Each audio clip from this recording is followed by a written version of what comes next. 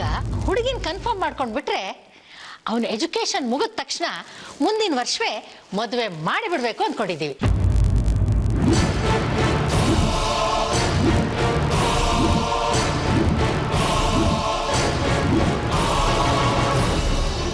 ಬರೋ ವರ್ಷ ಮದುವೆ ಮಾಡೋದಕ್ಕೆ ಈಗಲೇ ಯಾತಕ್ಕೆ ನಿಶ್ಚಿತಾರ್ಥ? ಈಗಿನ ಮಂಕಿ ಮುಂಡೆವು ಯಾವಾಗ ಯಾರಿಗೆ ಮರಳಾಗ್ತವೆ ಅಂತ ಹೇಳೋಕೆ ಆಗಲ್ಲ.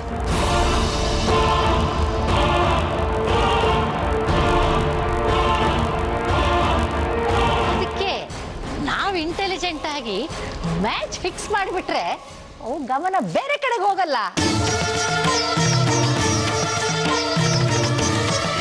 ನೀವು ತುಂಬಾ ಬುದ್ಧಿವಂತರು, ಕಾಲಕ್ಕೆ ತಕ್ಕ ಹಾಗೆ ಯೋಚನೆ ಮಾಡ್ತೀರಾ. ಅದಕ್ಕೆ ಕಣಮ್ಮ ಈ ತ್ರಿಪುರ ಸುಂದರಿ ಸ್ಟ್ಯಾಂಡರ್ಡ್ ಆಗಿರೋದು.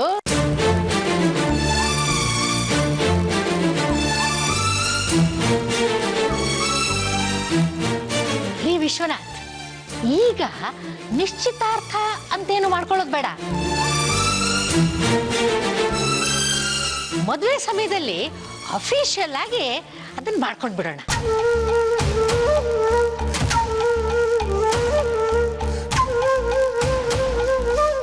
ಈಗ ತಾಂಬೂಲ ಬದಲಾಯಿಸ್ಕೊಂಡು ಹುಡುಗಿ ನಮ್ಮವಳು, ಹುಡುಗ ನಿಮ್ಮವನು ಅಂತ ಕನ್ಫರ್ಮ್ ಮಾಡ್ಕೊಂಡು ಬಿಡೋಣ. ಆಯ್ತಮ್ಮ, ಹಾಗೆ ಮಾಡೋಣ.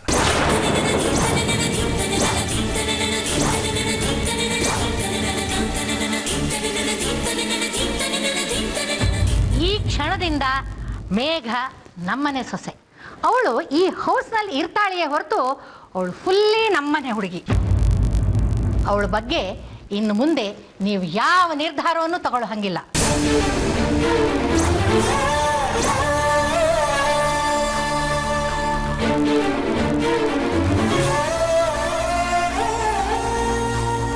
ಕೊಡು.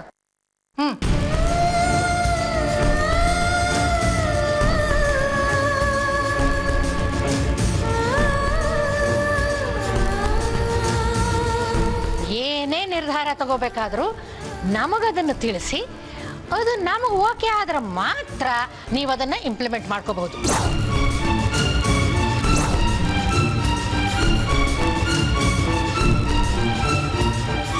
ನಮ್ಮನೆ ರೂಲ್ಸ್ ಪ್ರಕಾರನೇ ಮೇಘ ಇನ್ಮೇಲೆ ನಡ್ಕೋಬೇಕು.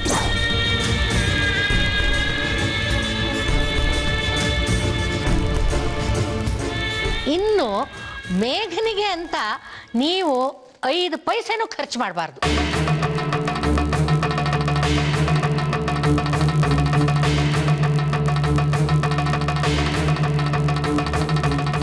ಅವಳಿಗೆ ಬಟ್ಟೆ ಬೇಕಾ, ನಾವು ತಂದು ಕೊಡ್ತೀವಿ. ಅವಳಿಗೆ ಒಡವೆ ಬೇಕಾ, ನಾವು ತಂದು ಕೊಡ್ತೀವಿ. ಜಸ್ಟ್ ಒಂದು ಫೋನ್ ಮಾಡಿ.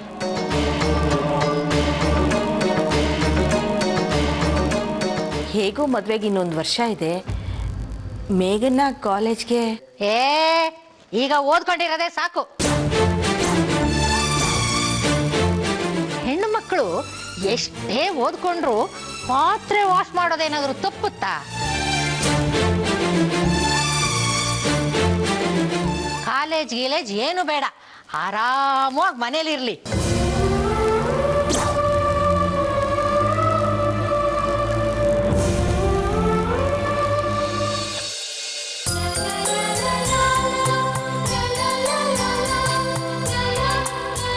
ಇದು ನಮ್ ನಿಜವಾದ ಮೇಘ. ಮಯೂರಿ,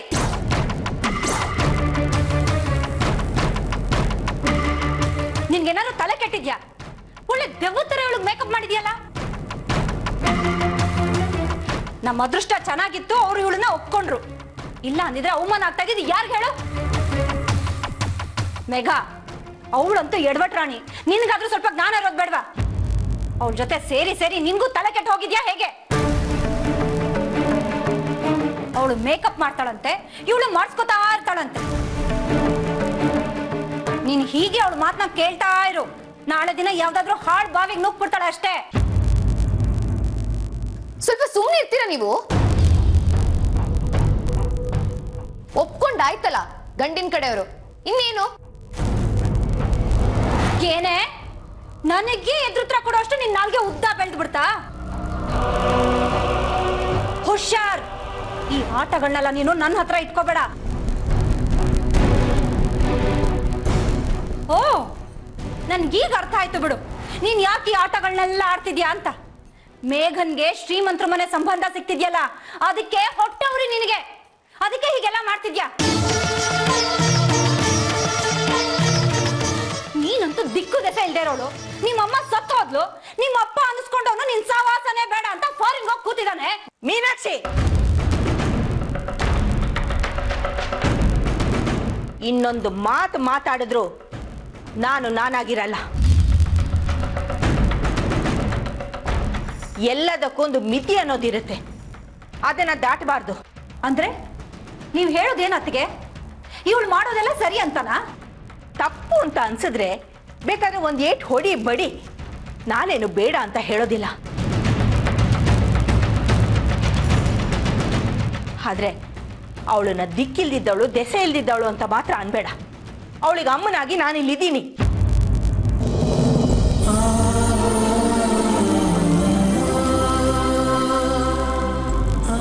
ಹೇಳಿದ ಅರ್ಥ ಆಯ್ತಲ್ಲ ನಿನ್ಗೆ?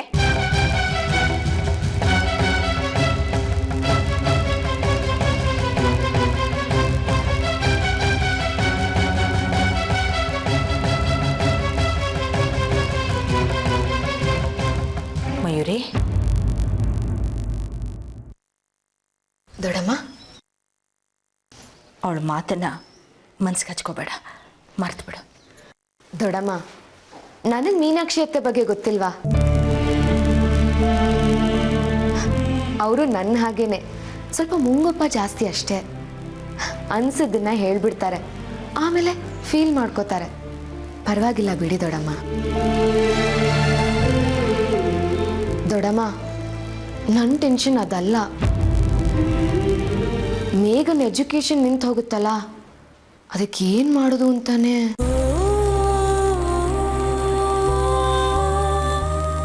ಈಗ ನೀವೆಲ್ಲ ದುಃಖ ಪಡೋದ್ರಿಂದ ನನ್ನ ಹಣೆ ಬರಹ ಏನಾದರೂ ಬದಲಾಗುತ್ತಾ?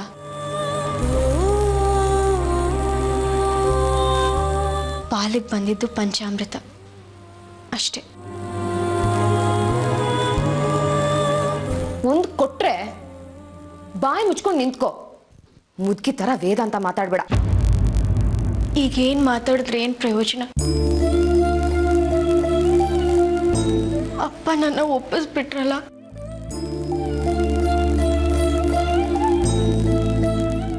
ಅವರೇ ಹೇಳ್ಬಿಟ್ರಲ್ಲ ಓದೋದೇನು ಬೇಡ ಅಂತ.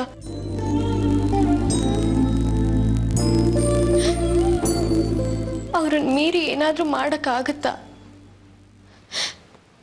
ಹಾಗೆ ಮಾಡಿದ್ರೆ ಅಪ್ಪಂಗೆ ಅವಮಾನ.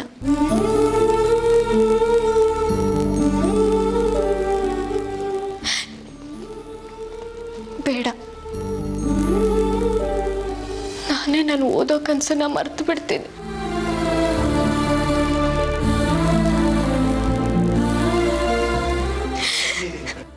ಮೇಘ, ನಿಮ್ಮಮ್ಮ ನಾನಿನ್ನೂ ಬದುಕೇ ಇದ್ದೀನಿ ಕಣೆ.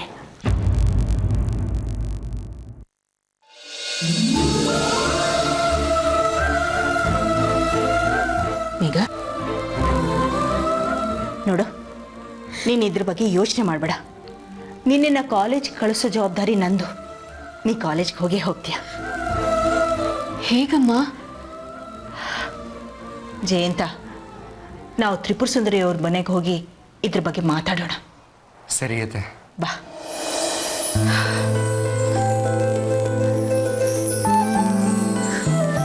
ಮೇಘ, ನಂಗೆ ದೊಡ್ಡಮ್ಮನ ಆವೇಶ ನೋಡಿದ್ರೆ ನನಗೆ ಯಾಕೋ ಡೌಟ್ ಬರ್ತಿದೆ ಕಣೆ.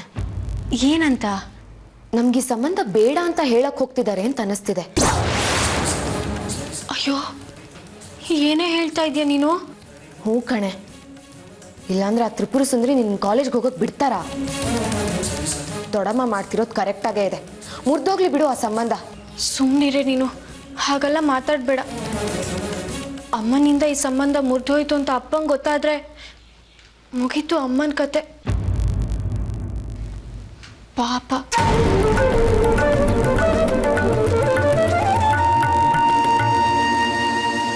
ನೋಡ್ರ, ನನ್ನ ಮೊಮ್ಮಗನಿಗೆ ಹುಡುಗಿ ಗೊತ್ತಾಗಿರೋ ಹ್ಯಾಪಿ ನ್ಯೂಸನ್ನ ರಿಲೇಟಿವ್ಸ್ಗೆಲ್ಲ ತಿಳಿಸ್ಬೇಕು.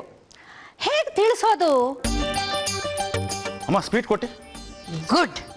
ಈ ಮನೆಗೆ ಬಂದು 6 ತಿಂಗಳಾದರೂ ನೀನು ನನ್ನನ್ನು ಚೆನ್ನಾಗಿ ಅಂಡರ್ಸ್ಟ್ಯಾಂಡ್ ಮಾಡ್ಕೊಂಡಿದ್ದಿ. ಸರಿ, ಈಗಲೇ ಹೋಗಿ 100 kg ಬಾದಾಮಿ ಹಲ್ವನ್ನ ತಗೊಂಡು ಬಂದ್ಬಿಡು. ಎಲ್ಲ ರಿಲೇಟಿವ್ಸ್ಗೂ 1 kg ಹಂಚಿಬಿಡೋಣ. ಸರಿಮ್ಮ. ಶಾಂತಿ ಅತ್ತೆ, ನಮ್ಮ ರಾಹುಲ್ಗೆ ಹುಡುಗಿ ಸೆಟ್ ಆದ ಖುಷಿಗೆ ವರ್ಕರ್ಸ್ಗೆಲ್ಲ 1 kg ಸ್ವೀಟು, 2 ಜೊತೆ ಬಟ್ಟೆ ಕೊಡಿಸ್ಬಿಡು. ವರ್ಕರ್ಸ್ ಅಂತ ದುಡ್ಡು ಸೇವ್ ಮಾಡೋಕೆ ಹೋಗ್ಬೇಡ, ತುಪ್ಪದಲ್ಲಿ ಮಾಡಿರೋ ಸ್ವೀಟ್ಸನ್ನೇ ಕೊಡು. ಅಮೌಂಟನ್ನು ಅಕೌಂಟೆಂಟ್ ಹತ್ರ ತಗೊಳಕ್ ಹೇಳು. ಸರಿ ಅತ್ತೆ.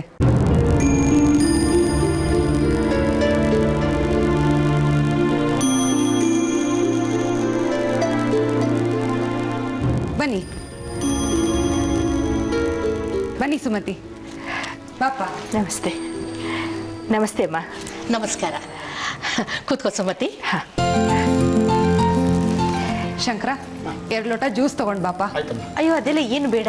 ಸುಮತಿ, ಮೊದಲನೇ ಸಲ ನಮ್ಮ ಮನೆಗೆ ಬಂದಿದ್ದೀಯಾ, ಬಾಯಿ ಸಿಹಿ ಮಾಡ್ಕೋಬೇಕು. ಶಂಕರ, ಹಾಗೆ ಜೊತೆಲಿ ಸ್ವೀಟು ತಗೊಂಡು ಬಾ. ಆಯ್ತಮ್ಮ. ಸುಮತಿ, ಮನೆಗೆ ಬರ್ತೀವಿ ಅಂತ ಕಾಲ್ ಮಾಡಿದ್ರೆ ಕಾರ್ ಕಳಿಸ್ತಿದ್ನಲ್ಲ.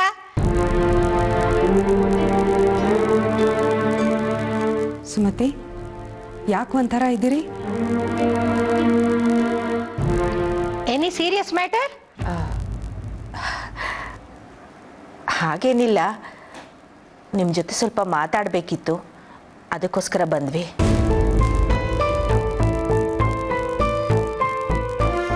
ಶಂಕರ, ಮಾ.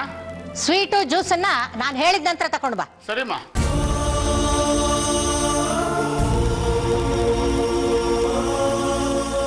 ನಿಮ್ಮ ರಿಯಾಕ್ಷನ್ ನೋಡಿದ್ರೆ ಏನೋ ಸೀರಿಯಸ್ ವಿಷಯ ಮಾತಾಡೋಕೆ ಬಂದಿರೋ ಹಾಗಿದೆ. ಅದಕ್ಕೆ ಮಧ್ಯದಲ್ಲಿ ಡಿಸ್ಟರ್ಬ್ ಬೇಡ ಅಂತ ಹಾಗೆ ಹೇಳಿದೆ ಅಷ್ಟೇ. ಕಮಾನ್ ಸುಮತಿ, ಹೇಳು, ಏನು ವಿಷಯ? ಅದು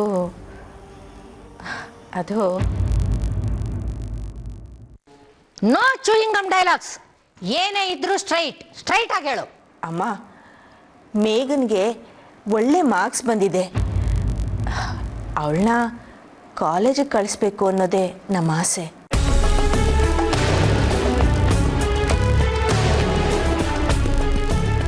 ಯಾಕೆ ನಿಲ್ಲಿಸ್ಬಿಟ್ಟೆ?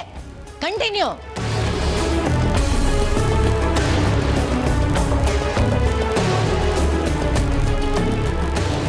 ಅಮ್ಮ, ಮೇಘನ್ಗೆ ಚಿಕ್ಕವಳಿಂದ ಚೆನ್ನಾಗಿ ಓದಬೇಕು, ಒಳ್ಳೆ ಹೆಸರು ತಗೋಬೇಕು ಅನ್ನೋ ಆಸೆ.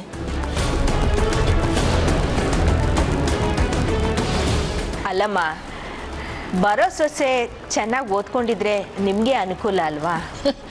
ಅವಳು ಓದಿ ಕೆಲಸ ಮಾಡಿ ನಮ್ಮನ್ನೇನು ಸಾಕಬೇಕಾಗಿಲ್ಲ. ಭಗವಂತನ ದಯದಿಂದ 10 ಜನರೇಷನ್ ಕೂತು ತಿಂದ್ರು ಕರಗದೇ ಇರುವಷ್ಟು ಆಸ್ತಿ ಹಣ ನಮ್ಮ ಕೈಲಿದೆ.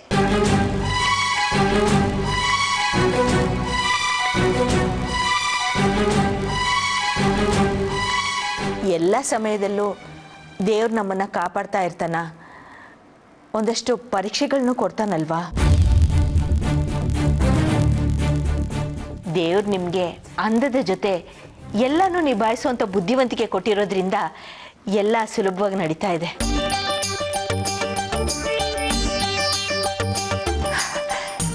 ಇದೇ ಬುದ್ಧಿವಂತಿಕೆ ನಿಮ್ಮ ಸೊಸೆಗೂ ಇರಬೇಕಲ್ಲಮ್ಮ. ಅದೆಲ್ಲಿಂದ ಬರಬೇಕು ಹೇಳಿ? ಓದಿಂದ ತಾನೆ.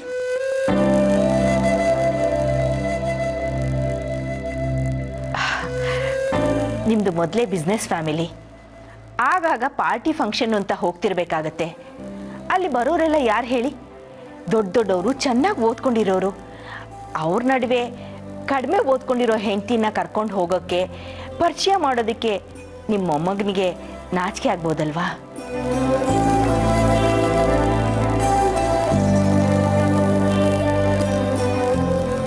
ಹಾಗೆಲ್ಲ ಛೇ, ಏನು ಅಪ್ಪ ಅಮ್ಮನೋ ಹೇಳೋ ಮಾತನ್ನ ಕೇಳ್ತೀನಿ ಅಂತ ಕಡಿಮೆ ಓದಿರೋ ಹುಡುಗಿನ ತಂದು ನನ್ನ ಮದುವೆ ಮಾಡಿದ್ರು, ನನ್ನ ಮಾನ ಕಳೆದ್ರು ಅಂತ ನಿಮ್ಮನ್ನ ಬೈಕೊಳ್ಳಲ್ವಾ? ಆಗ ನಿಮಗೆ ಅವಮಾನ ಆಗಲ್ವಾ? ಸಾಕು, ನಿಲ್ಸು. ನಮಗೆ ನಿಮ್ಮ ಹುಡುಗಿ ಬೇಕಾಗಿಲ್ಲ.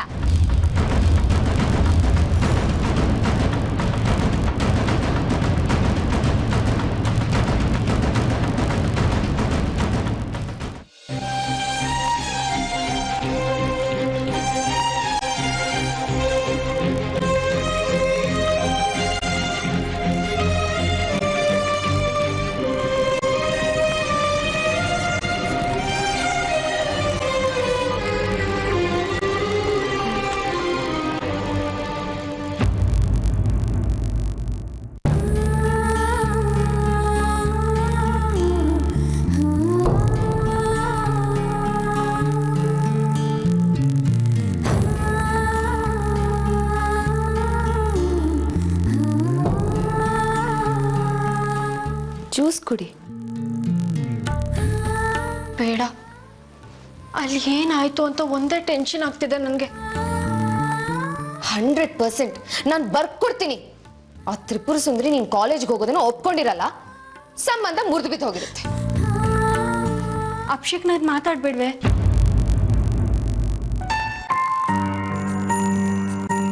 ಓಹೋ ಅಪ್ಶಕುನಾನ.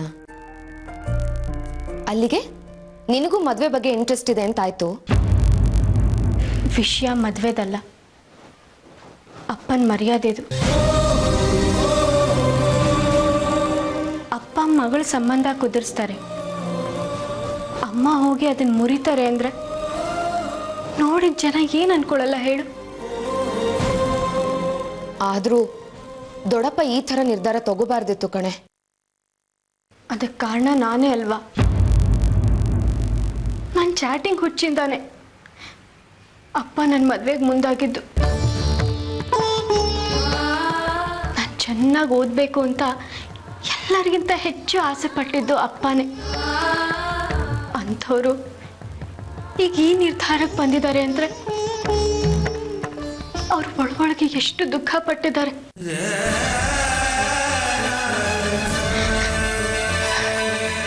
ಮಯೂರಿ, ನಾನು ಅವ್ರ ನಂಬಿಕೆಗೆ ಮೋಸ ಮಾಡಿಬಿಟ್ಟೆ ಕಣೆ. ಎಲ್ಲದಕ್ಕೂ ನಾನೇ ಕಾರಣ ಆಗ್ಬಿಟ್ಟೆ. ನಾನು ಚಾರ್ಟೆಡ್ ಅಕೌಂಟೆಂಟ್ ಆಗಬೇಕು, ದೊಡ್ಡ ಕಂಪನಿಲಿ ಕೆಲಸ ಮಾಡಿ ಅಪ್ಪ ಅಮ್ಮಂಗೆ ಒಳ್ಳೆ ಹೆಸರು ತರಬೇಕು ಅಂತ ದೊಡ್ಡ ದೊಡ್ಡ ಕನಸುಗಳನ್ನ ಕಟ್ಕೊಂಡಿದ್ದೆ. ಎಲ್ಲ ಕನಸಾಗೆ ಉಳಿದು ಹೋಯ್ತು.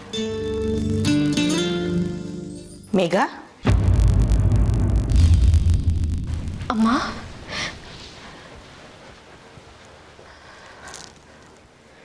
ನಿನ್ನ ಕನಸು ಕನಸಾಗಿ ಉಳಿದ್ಬಿಡ್ತು. ಆದರೆ ನಾನು ಬಿಡ್ಬೇಕಲ್ವಾ? ಜಯಿಸ್ಕೊಂಡೇ ಬಂದೆ.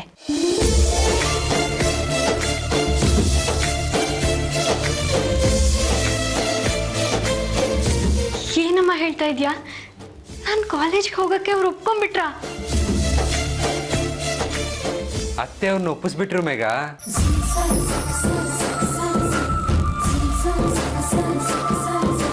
ಮಾತಲ್ಲೇ ಮರಳು ಮಾಡಿಬಿಟ್ರು ಮೇಘ.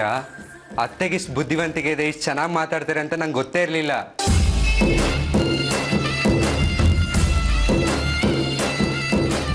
ಮಾತಾಡದೆ ವಿಧಿ ಇರಲಿಲ್ಲ. ಶಕ್ತಿಯಿಂದ ಗೆಲ್ಲಕ್ಕಾಗದೆ ಇರೋದನ್ನ ಯುಕ್ತಿಯಿಂದ ಗೆಲ್ಲಬೇಕು ಅಂತ ದೊಡ್ಡವ್ರು ಹೇಳಿಲ್ವಾ? ದೊಡ್ಡಮ್ಮ, ನಾನೇನು ಅನ್ಕೊಂಡ್ಬಿಟ್ಟಿದ್ದೆ ನಿಮ್ಮನ್ನ. ನನ್ನ ಎಕ್ಸ್ಪೆಕ್ಟೇಷನ್ ಮೀರ್ಬಿಟ್ರಿ ನೀವು.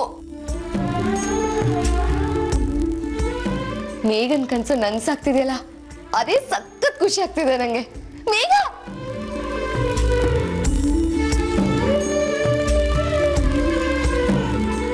ದೊಡ್ಡಮ್ಮ, ಮುಂದಿನ ವರ್ಷ ಮದ್ವೆ ಅಂತ ಹೇಳಿದ್ರಲ್ಲ ಅವರು? ಅಂದ್ರೆ ಮೇಘ ಒಂದೇ ವರ್ಷ ಕಾಲೇಜ್ಗೆ ಹೋಗೋದಾ? ಇಲ್ಲ ಕಣೆ, ಅವಳು ಎಲ್ಲಿವರೆಗೆ ಓದ್ತಾಳೋ ಅಲ್ಲಿವರೆಗೆ.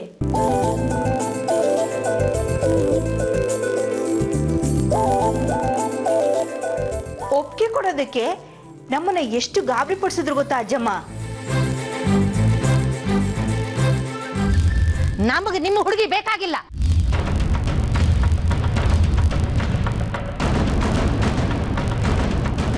ಮೊದಲು ಅವಳನ್ನು ಕಾಲೇಜಿಗೆ ಜಾಯಿನ್ ಮಾಡಿಸ್ಬಿಟ್ಟು ಬನ್ನಿ, ಆಮೇಲೆ ನಾನು ಒಪ್ಕೋತೀನಿ.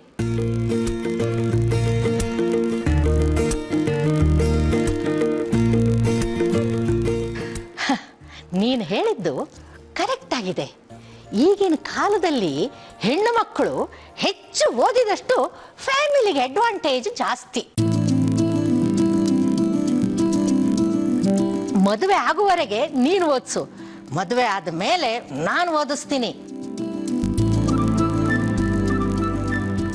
ಅವಳು ಎಷ್ಟು ಓದ್ತಾಳೋ ಅಷ್ಟು ಓದಿಸ್ತೀನಿ. ಗ್ರ್ಯಾಂಡ್ ಮಾ, ನಾನಿನ್ನು ಓದಿದ್ದು ಸಾಕು ಅನ್ನೋವರೆಗೂ ನಾನು ಓದಿಸ್ತೀನಿ.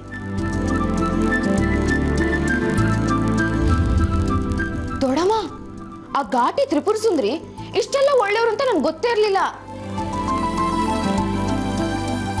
ದೊಡ್ಡವ್ರ ಬಗ್ಗೆ ಹಾಗೆಲ್ಲ ಹಗುರವಾಗಿ ಮಾತಾಡಬಾರ್ದು ಮಯೂರಿ. ಒಂದು ವಿಷಯ ತಿಳ್ಕೊ, ಮೇಲ್ನೋಟಕ್ಕೆ ಕಠಿಣವಾಗಿ ಕಾಣೋರು ತುಂಬ ಒಳ್ಳೆಯವರಾಗೇ ಇರ್ತಾರೆ.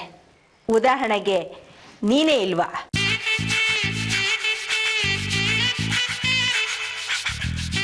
ದೊಡಮ್ಮ, ಸುಮ್ಮನೆ ಕಾಲು ಎಳಿಬೇಡಿ ನೀವು. ನನಗಿವತ್ತು ಸಖತ್ ಖುಷಿ ಆಗ್ತಿದೆ. ಈ ಖುಷಿಗೆ ಯಾಕೆ ಪಾರ್ಟಿ ಮಾಡಬಾರ್ದು? ಪಾರ್ಟಿನ? ಹ್ಞೂ,